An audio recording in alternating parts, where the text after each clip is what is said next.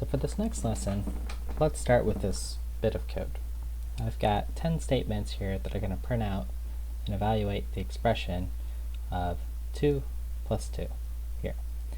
And we're expecting this to print out for 10 times. Okay, so let's go ahead and save this file, compile, and run the program. And as expected, we get 10 4s.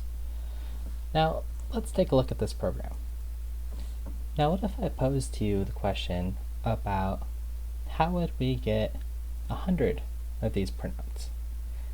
Well, we can actually use one of the tools that we learned in the previous lesson and use a loop. That will save us some typing and allow our code to scale a little bit. So let's go ahead and write a for loop just to reiterate how that's done.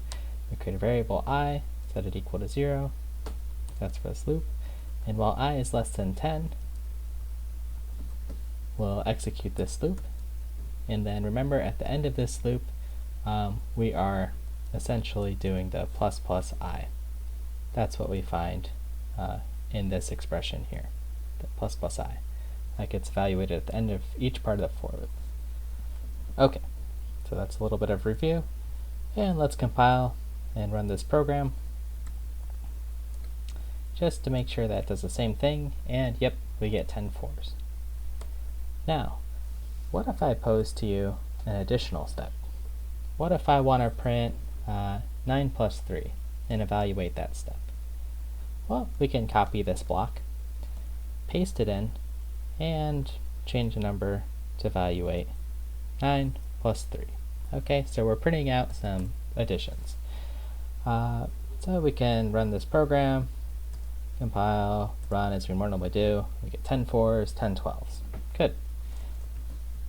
But the code, as we've noticed, now if I tell you I want to evaluate 3 plus 6, 5 plus 4, more expressions, we still have to keep copying this block, where this block encapsulates a certain functionality. And luckily, as a programmer, we have a tool to encapsulate functionality, and that's what's called a function. So let's write this as a function. And what a function is a reusable piece of code. So to do that, we go above our main, and we're going to create a function. Functions can return data. They have a unique name. They can be parameterized and then have a body of code that executes. So I'll talk about those a little bit more in depth later, but let's write this one to see how it works. So the return type for this function, in terms of is anything going to be stored as a result, we determine to be void. And void means there's no return value.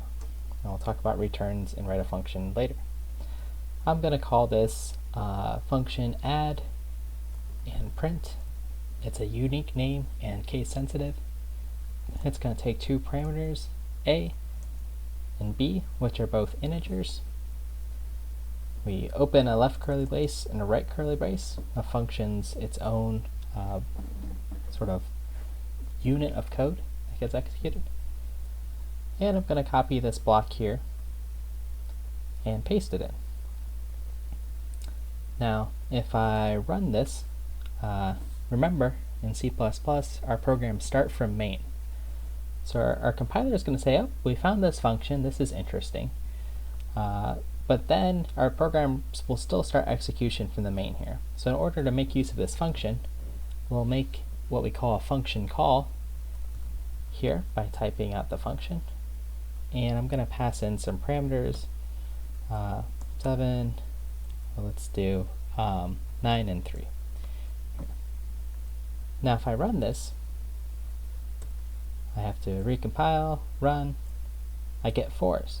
Okay, so far so good. It looks like it called the function from main and did this block of code, but we haven't made use of the parameters from our function add and print.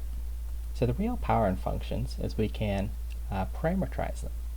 So we have these values a and b, and we can substitute those anywhere within this function block. So where our left and right curly braces are from lines 3 to 9.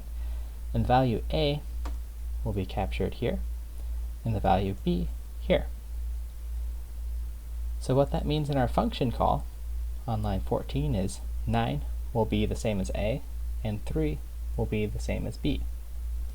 Okay, so let's run this and think about what our expectations are with our function. We're passing 9 and 3, so we should expect 10, 12. Perfect. Okay, so that's a little introduction to functions. We'll write some more in the following videos.